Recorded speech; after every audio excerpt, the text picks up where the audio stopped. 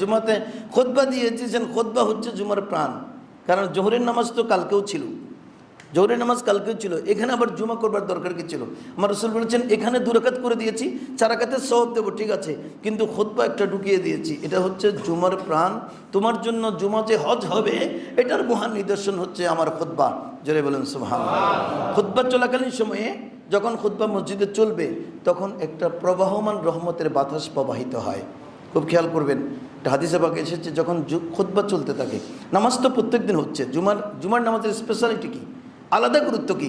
যখন চলবে তখন একটা জান্নাতি একটা প্রবাহমান বাতাস মসজিদের উপর দিয়ে প্রবাহিত হয়ে চলে যায়। এই বাতাসটি যার শরীরে রাখবে ওনার সেদিনকার জুমা হজ হয়ে যাবে। হজ মানে কি? হজ হচ্ছে যে আপনি মায়ের পেট থেকে যেন বেরিয়ে এসেছেন, কোনো গুনাহ নাই।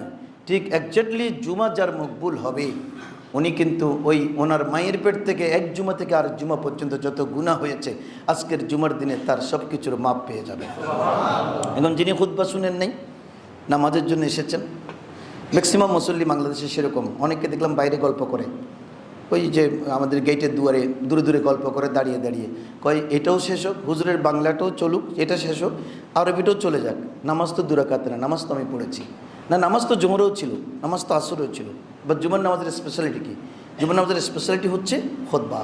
এই খুতবা চলাকালীন সময়ে যেই বাতাসটা প্রবাহমান থাকবে সেই বাতাস যার কাছে নুরি বাতাসটা লাগবে ওনার সেদিনকার জুমা মকবুল, এবং ইনি হজের বিপরীতে হজের মতো সেই বরকতময় মহান নিয়ামত পেয়ে যাবেন।